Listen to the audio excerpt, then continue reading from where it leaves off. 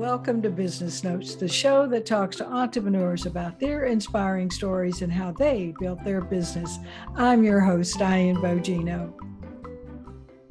It's a pleasure to have Kelly Tallon Franklin as my guest today. Kelly is the founder of Courage for Freedom, a Canadian leading organization that exists to educate, train, and certify frontline and community service providers on proven strategies and prevention tactics to serve vulnerable victims of human trafficking and sexual exploitation. Kelly is a human trafficking and child exploitation survivor, renowned speaker, best-selling author, National Task Force chair, social justice advocate, and noted expert in human trafficking awareness. Now, here's Kelly to share her amazing story with us. Kelly, welcome to the show, and thank you so much for spending your time with us today. I am so excited to be with you, Diane. I can hardly contain myself. And, good nerves. I have my own PTSD and trauma, and things kind of rattle around in my emotions in my head. But today, I was just really excited about hanging out, talking a little bit, and seeing what we can do to move the dial to help those that are caught in human trafficking or have been in human trafficking to understand there's people out there that love and care for them.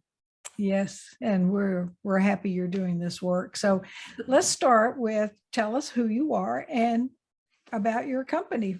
So my name's Kelly Tallon Franklin, and I live in Canada, although I've traveled to a lot of places extensively for work and personally.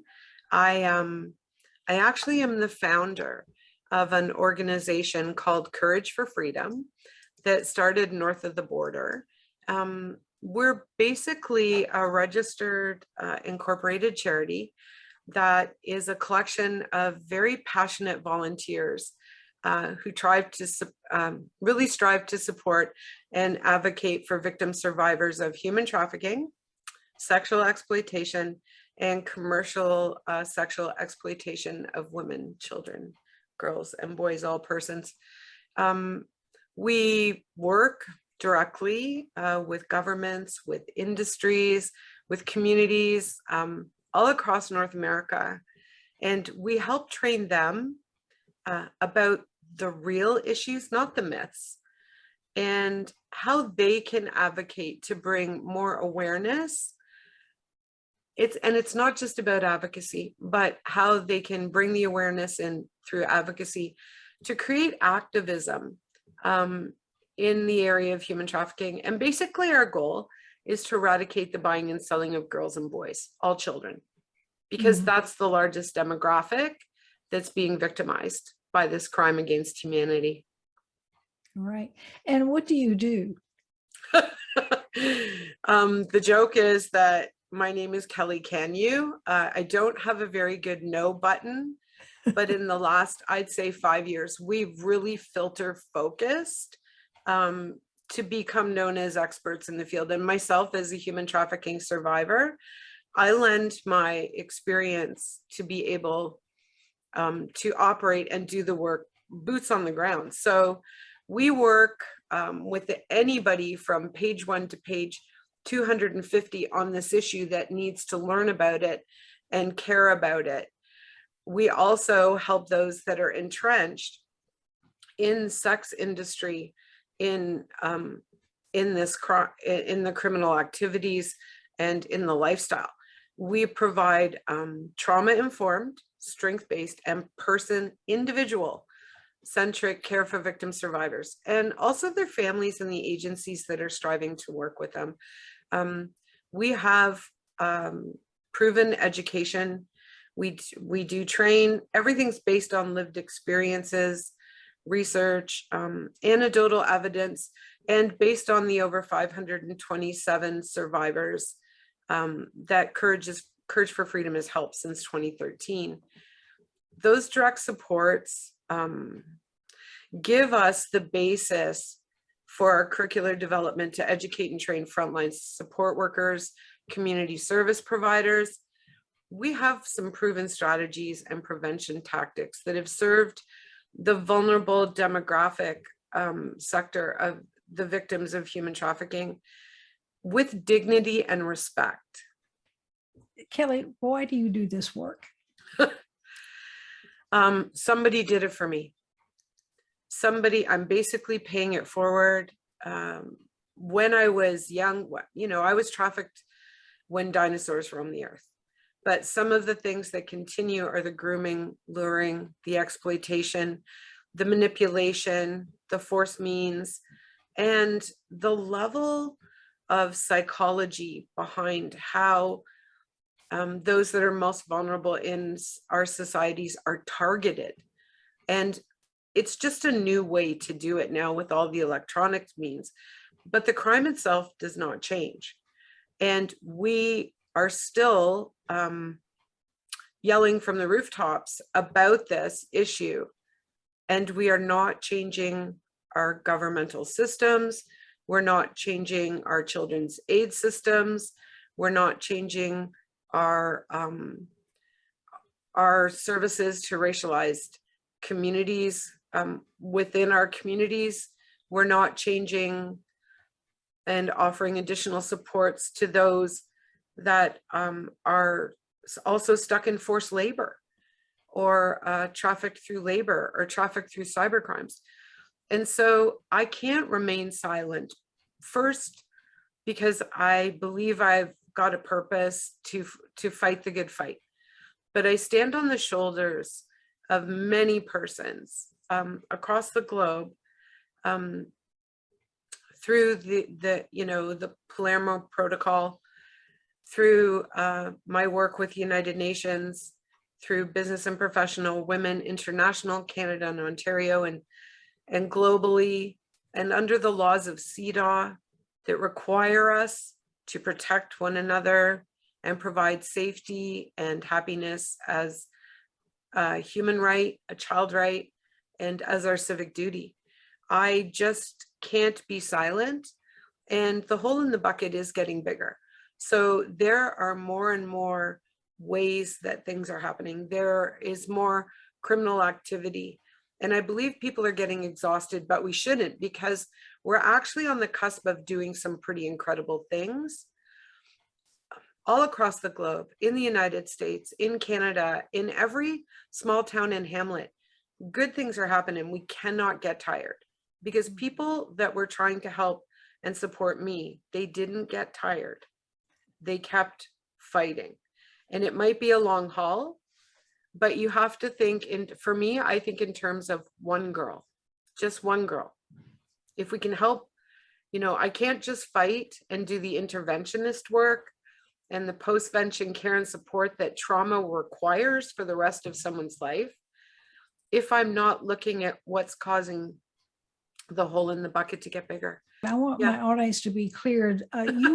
You both, if I'm clear, if you both educate young people on the prevention and how to protect themselves, as well as educate their families, but also do you help women or people, because it happens to males as well, after they've been trafficked, to get back into life? We supply direct support services, and we're networked with those. So anything from a drive away from a hotel to a safe space. And then we do have safe spaces that are at undisclosed locations.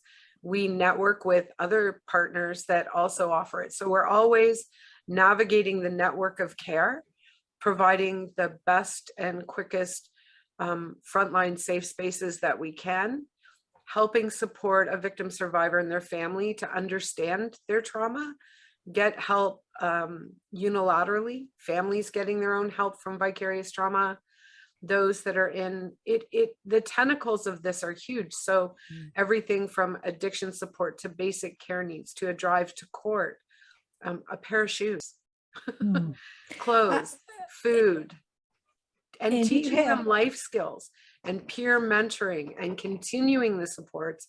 And one of my specialties is using a Horses That Heal program, because we learned from, the Wounded Warriors, both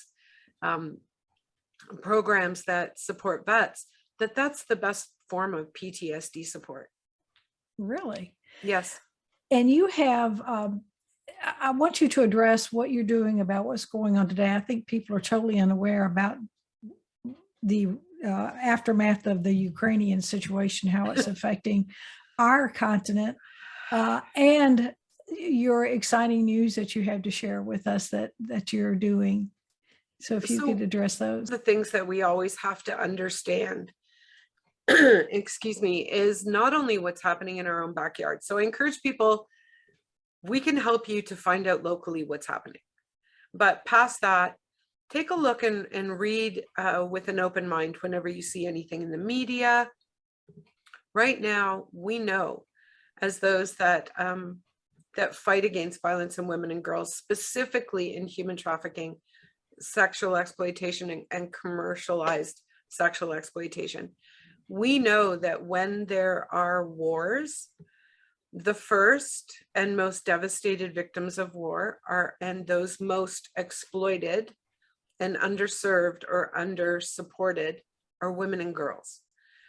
And what's happening currently in across the globe, and will continue to happen anywhere there's any type of conflict, is that women and girls very often, in order to care for themselves and their families, they become commodified.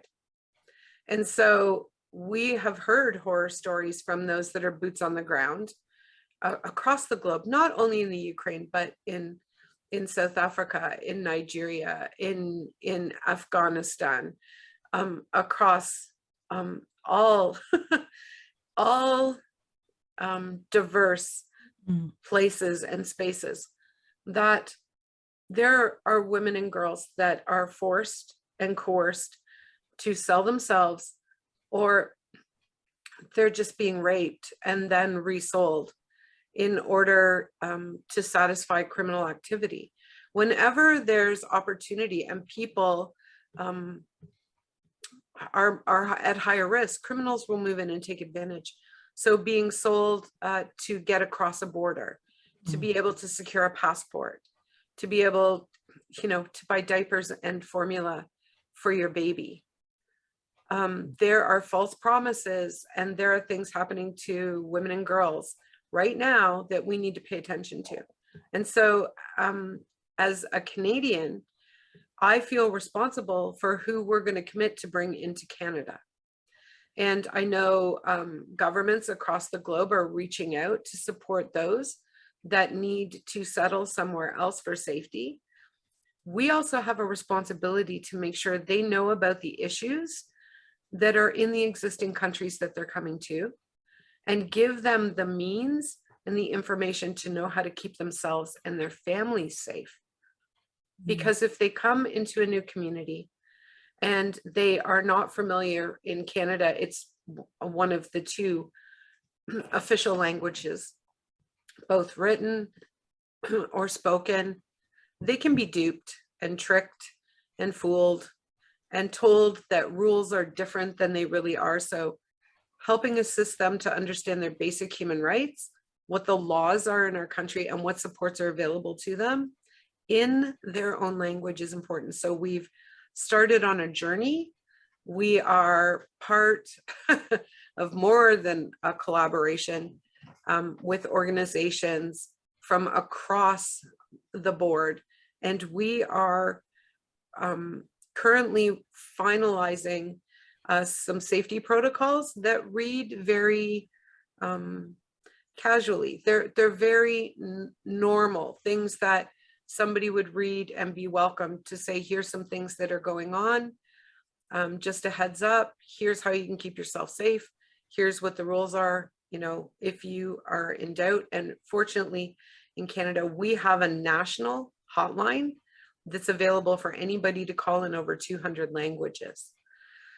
So if we can gift that back into our community with our allies, business and professional women, the Canadian Federation of University Women, the Canadian Council of Muslim Women, the Council of Women from Punjabi and Sikh communities, those from our French-speaking communities, those from our Indigenous communities at a high level.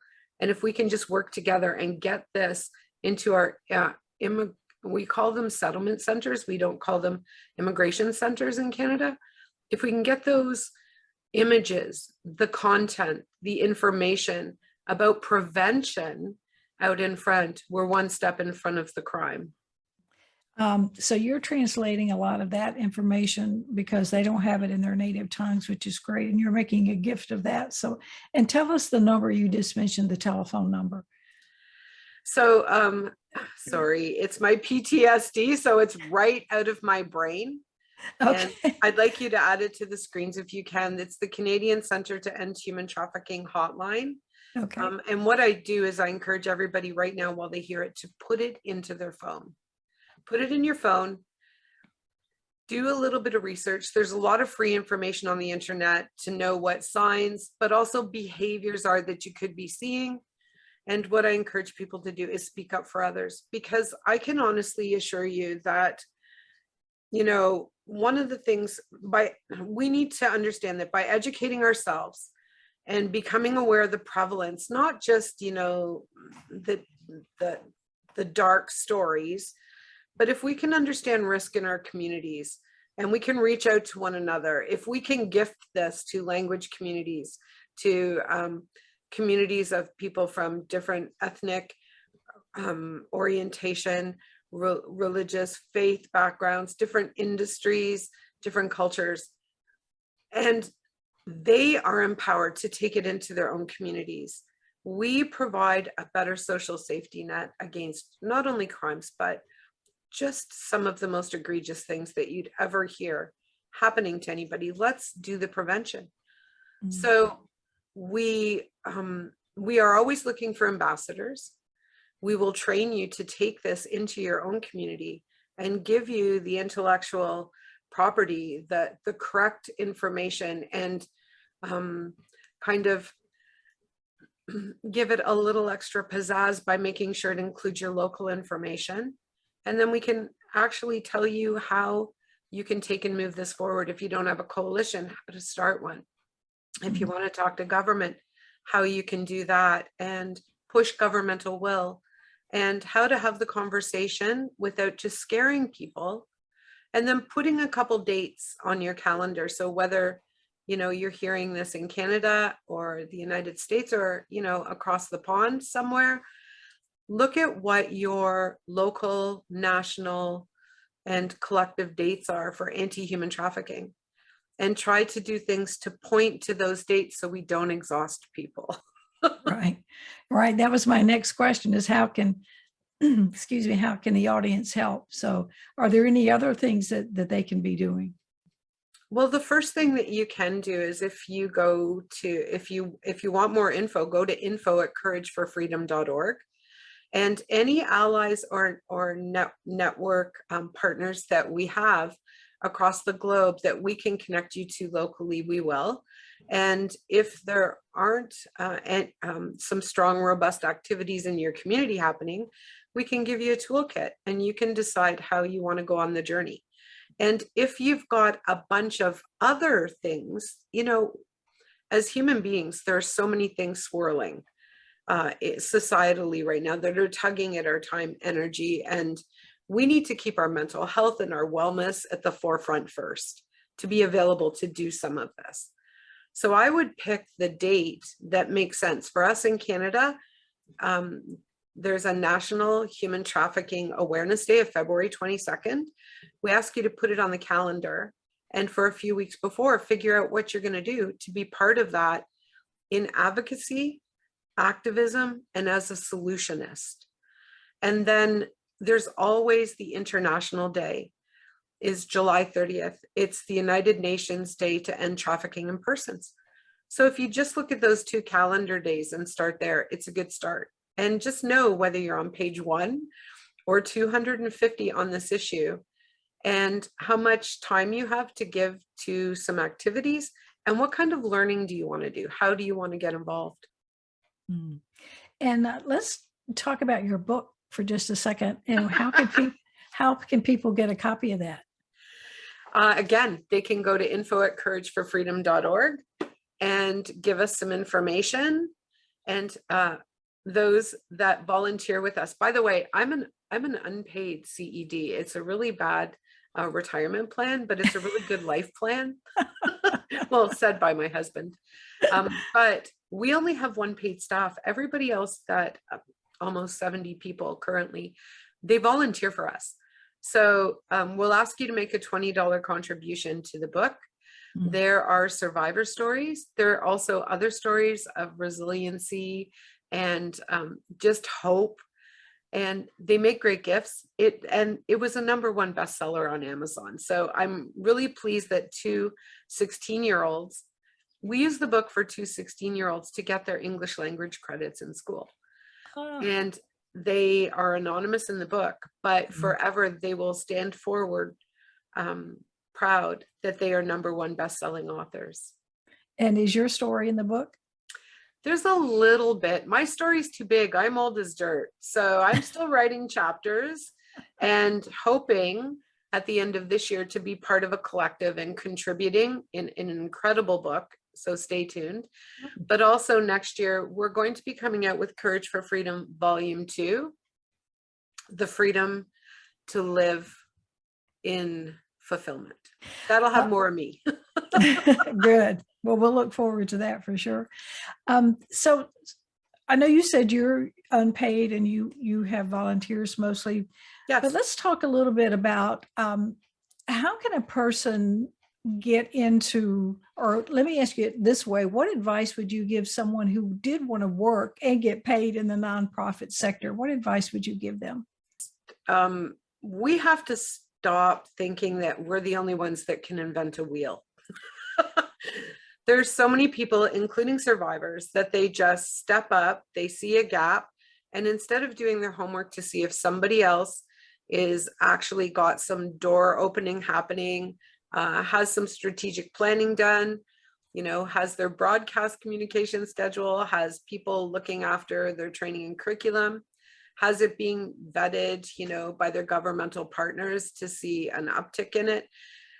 Look around, go and work with and for somebody else first as an act of humility and to sow into your own future endeavor. We have to remember that who really owns the issue are the survivors.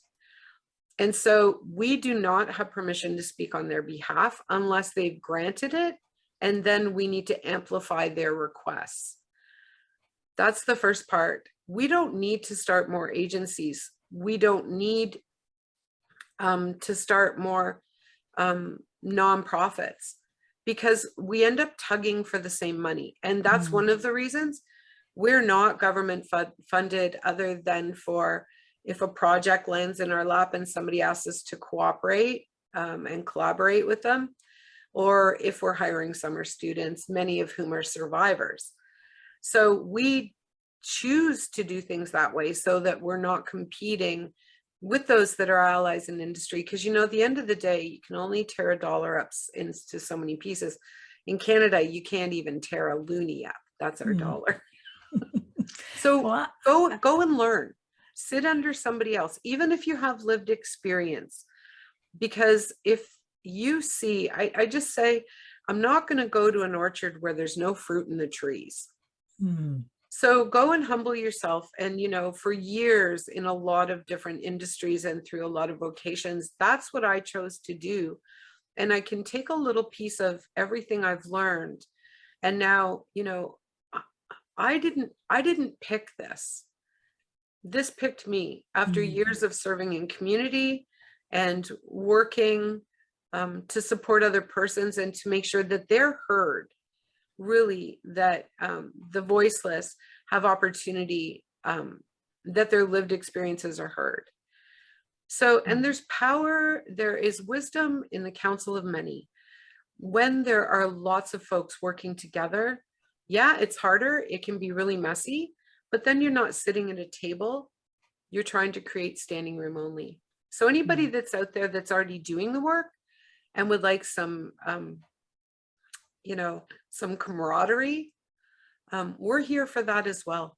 And we want to push and promote and cheer for anybody that's doing this work, because the more noise we make, the more unignorable we are. So if you want to start from the ground up, don't be afraid to let anybody else shine their star will shine light on you as well. Would you say a person has to have a certain mindset to go to work for a nonprofit? I would say you have to be willing to not just put in the 9 to 5, and you need to have a passion for the cause that goes beyond a job. Otherwise, you're either going to burn out or you'll pull out very quickly. Because most of the nonprofit work that I see, it's not an easy road. And, you know, I learned a long time ago that you have to be careful going to the well so it doesn't dry out and it can replenish itself. I think if you understand that about nonprofit work and about community sharing, you know, intersectionality includes sharing the money, not just the issues and the responses. So it's okay if, you know, I've helped support and write grants for lots of other organizations, and my board of directors says, "What are you doing?" And I said, it was their day. It's their time to shine. And if we can be a little part of that, we're better in the process. So, you know, I've got awards and accolades. I mean, the list is so long, it's almost embarrassing. And I've almost stopped accepting them, except every time I have opportunity to accept one, sorry, I'm going to cry. It validates. Yes. And you have exposure as well. Well, it validates the work the survivors are putting in to demand change in our communities. We're demanding. We're demanding that we eradicate the buying and selling of girls and boys' children, period, from wherever, for whatever reason. And we don't care if it's in labor. We don't care if it's in commercial sexual exploitation on a screen or in person. We don't care if it's for organs. We have to understand that we have a civic duty. And so if you're going to get involved in a nonprofit, you need to understand their mission and their vision. And I can tell you there's lots of board of directors. There's lots of types of board of directors. It is not glamorous work. It's hard work. It's heavy lifting. But one of the things that I carry forward when I talk to other organizations and agencies to help them get a good handle on how to be resilient in the work is that it comes from my horses. So I drive horses, like drive horses. And I've learned that when one horse pulls, it can pull 1,500 or 1,000 pounds in weight behind it. But if you hitch a second horse, there's something called synergy. And so instead of pulling 2,000 pounds as two horses, when they're yoked together, they're purposed. One of them allows the other to lead and supports with the heavy lifting, and they're in step. They'll pull 3,000 pounds. And that's what our movement, Courage for Freedom, Project Maple Leaf across Canada, and now Project Interclusion, the diversity and ethnicity and just the global push. That's what we're doing. Synergy. So if you go into a nonprofit, you need to be available for synergy to happen, or don't get involved. Right. And I'm glad you mentioned about mindset, because, you know, you hear stories and stories and stories, and you have to be able to take the pain of those stories day in and day out. The other thing I wanted to ask about, and then we'll wind up, is I always tell people to have a second gig, whether they have a job or not. But would you say that's even more necessary when you work for a nonprofit? The problem is, so, you know, a lot of the young people I have the opportunity to work with, I supervise post-secondary education students and help work with them. So they keep me young and fresh. So they call it a side hustle. Right. I can't have a side hustle. At my age and stage, if I had a side hustle, I'd be so angry that I'm working outside of my purpose. But then again, for those that are younger, and I remember these days, I called it tent making. So even though you're doing something else, you're still doing a side hustle to support the means to be able to do the things that are important to you. You have to decide if you're capable. But let me tell you, if you're going to work in a nonprofit or a charitable work in your community, and it has the level of experience-based research, the anecdotal evidences, the person-centric stories, and the trauma that we experience, you can't side hustle, because your side hustle is basically self-care. You have to stay well and engaged and fully present in the work that we do. So we are always searching for those people that would work with us full-time if they're retired, part-time if they're retired, one time a year for a project, or if they have the wherewithal to sit on our board or lead areas that we're engaged in, like our 3 projects. You can't side hustle when your side hustle needs to be self-care because of the issues your agency and organization is addressing, unless you're really good at time management and you can compartmentalize. It's just my 2 bits. No, but that's a good answer, and I appreciate that. And I appreciate the work you're doing. And, bless you, it's work I couldn't do. I'm a survivor of sexual abuse. So I double appreciate the work that you're Thank doing. you.